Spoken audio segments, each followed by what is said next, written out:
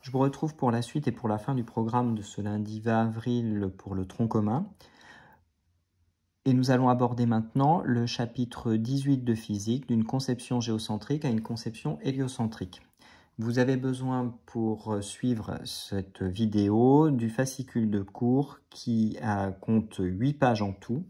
Et nous allons traiter seulement la première partie de cette analyse. Apprendre en regardant le ciel, les étoiles, le soleil et les planètes vues de la Terre. L'idée est donc simple, on vous donne déjà les tenants et aboutissants de ce que représentent les 3 différentes photographies du document. Et on vous demandait en question 1 de donner un titre à chacune de ces photographies. Donc pour la question 1, la première photo, photo numéro 1, représente, si tant est qu'on relie les positions successives, donc la photo numéro 1 représente la trajectoire,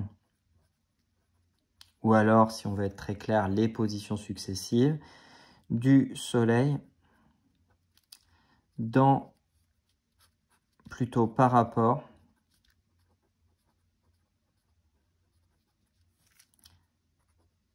à un point de la surface de la Terre.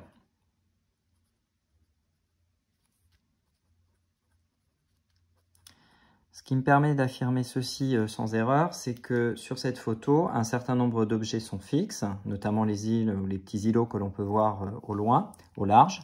Et par contre, on voit le soleil se mouvoir par rapport à ces objets qui restent fixes. Pour la photo numéro 2, on retrouve à nouveau un premier plan qui est fixe, donc des plantes, une montagne, un lac, et au fond, le mouvement, la trace du mouvement de différents astres. Donc cette fois-ci, pour la photo numéro 2, il s'agit de la trajectoire. Je peux ne plus parler de position successive car le temps d'ouverture du diaphragme de l'appareil photographique permet de laisser des traces lumineuses. Donc on a vraiment la trajectoire d'étoiles et de planètes. Il n'y a pas d'exclusivité là-dessus. Donc trajectoire d'étoiles et de planètes par rapport à un point de la surface de la Terre. Pour ce qui est de la troisième photo, photo numéro 3, là aussi, un certain nombre de positions successives ont été cette fois-ci reliées, donc on peut parler de trajectoire. Pas facile de pouvoir envisager ce que c'est, sauf si vous vous souvenez ce que vous avez vu en seconde. Normalement, vous avez parlé de cette situation, et il s'agit en fait de la trajectoire de Mars par rapport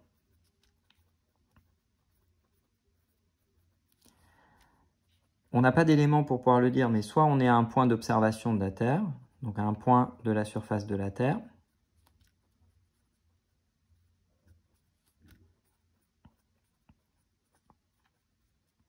mais on aurait pu aussi dire par rapport au centre de la Terre, puisqu'on n'a pas la certitude que ce ne soit pas ce qui est représenté. Donc 2 réponses valides au choix.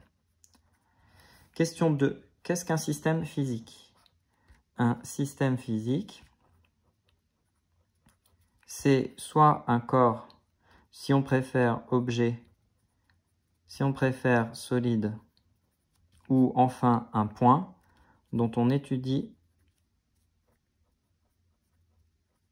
le mouvement.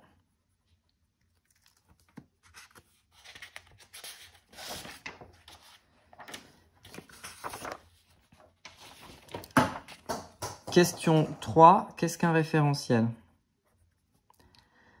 Un référentiel,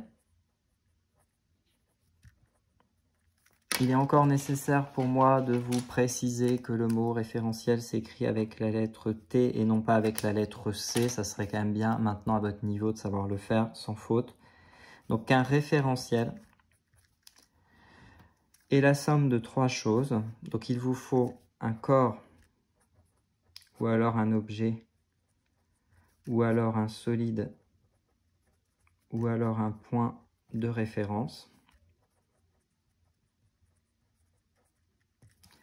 Il vous faut ajouter à cet ensemble, en plus, un repère. Et pour finir, une horloge ou un chronomètre, c'est-à-dire un dispositif permettant de mesurer le temps. Le repère est le dispositif permettant de mesurer l'espace et vous avez donc la mesure possible du temps et de l'espace pour pouvoir évaluer un mouvement, c'est-à-dire évaluer des vitesses.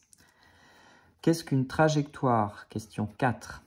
Pour ce qui est d'une trajectoire, c'est la courbe qui relie, donc reliant les positions successives. Donc on retrouve bien le vocabulaire employé pour commenter les photos d'un système physique dans un référentiel donné ou référentiel d'étude au cours du temps.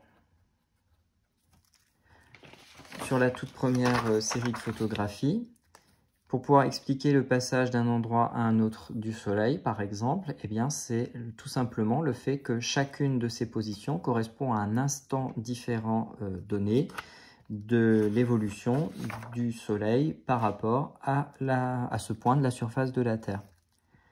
Question 5. Pour chacune de ces photographies, préciser le système physique, le référentiel et décrire la trajectoire observée. Donc pour la première photo, photo numéro 1, nous avons comme système physique le Soleil. Le référentiel va être pris comme terrestre, lié au sol. Nous avons une trajectoire qui est une courbe ici qui est en gaussienne. Ce n'est pas une parabole puisque une parabole, il n'y aurait pas cette courbure sur la fin et sur le début de la trajectoire. Quand on ne sait pas décrire le nom exact de la courbe, on va parler de trajectoire qui est une courbe quelconque. Je vous rappelle qu'une trajectoire, c'est le nom d'une courbe et non pas un adjectif qualificatif. Donc là, c'est une courbe quelconque. Pour la photo numéro 2, vous avez un système physique qui peut être une étoile ou une planète. Je vous rappelle qu'on ne peut pas en étudier plusieurs en même temps, mais là, on aurait pu prendre chacune des étoiles de cette photographie, donc chacune de ces points qui permettent de tracer ces trajectoires. Et votre référentiel est à nouveau un référentiel terrestre lié au sol. Vous avez des trajectoires qui sont cette fois-ci très visuelles et qui sont des cercles parfaits. Donc trajectoire, cercle. Pour finir par la photo numéro 3, où vous avez un système physique qui est Mars. Vous avez un référentiel qui sera pour sa part géocentrique, c'était une possibilité, ou alors terrestre lié au sol. Donc il faut choisir et sélectionner l'une des deux possibilités. Et vous avez une trajectoire qui, cette fois-ci, n'est pas une trajectoire simple. Les trajectoires simples que vous avez à connaître, ce sont les points, les droites, les cercles. Ici, ce n'est pas une trajectoire simple. Donc vous avez la possibilité de mentionner une courbe quelconque. Le nom de la courbe observée pour la trajectoire de Mars vue depuis un référentiel terrestre ou géocentrique, c'est une cardioïde.